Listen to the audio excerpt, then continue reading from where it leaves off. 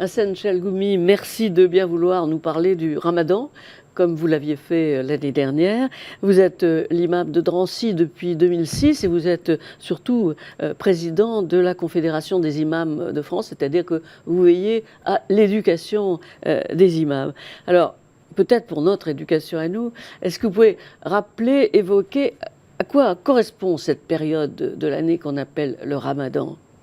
Bonjour Michel, merci pour l'invitation. Je souhaite un très très bon Ramadan, Ramadan Moubarak à toute la communauté musulmane de France et internationale, surtout dans cette période. Ramadan, vous savez, Ramadan, il y a 6 lettres, pardonnez-moi, 5 lettres. Le Ra, Rahma, c'est les miséricordes. Le Mim, c'est Maghfira, c'est le pardon. Le Dad, Dhaman, c'est une sécurité de l'enfer. Le Alef, c'est une séparation entre le mal et le bien.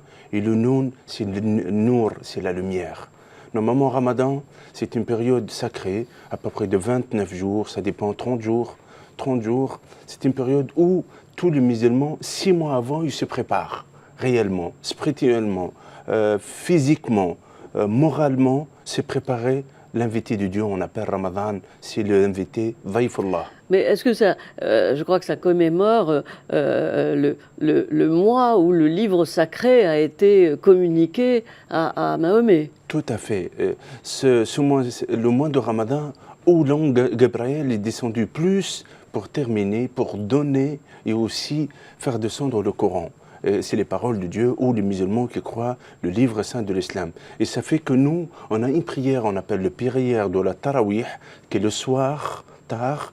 Ça fait qu'on a un chapitre chaque nuit, jusqu'à la fin de Ramadan, on termine tout le Coran en récitant avec une belle voix, où les fidèles, ils écoutent les paroles de Dieu, de l'imam. Alors, ça se caractéristique d'abord, c'est ce qui est le plus évident, hein, on va parler de tout le reste bien sûr, mais par un jeûne. Alors, pourquoi ce jeûne? Est-ce qu'il est vraiment, vraiment constitutif du Ramadan? Et est-ce que certains peuvent y échapper? Et qui? Voilà, le Ramadan, c'est un pilier de l'islam. On a 5 piliers de l'islam et dedans, Sawm Ramadan, jeûner à Ramadan. C'est une obligation pour les croyants adultes, majeurs, en bonne santé, qui n'est pas voyageur. Toutes ces conditions pour une femme qui n'est pas enceinte, pour une femme qui n'est pas dans sa période menstruelle, et d'autres, c'est là. Pour un enfant, non. On peut habituer un enfant de 3-4 heures comme un style de préparation physique et aussi une ambiance familiale. À la fin, 2 heures, il va dire, papa, allez, 2 heures, je ne vais pas manger ni boire.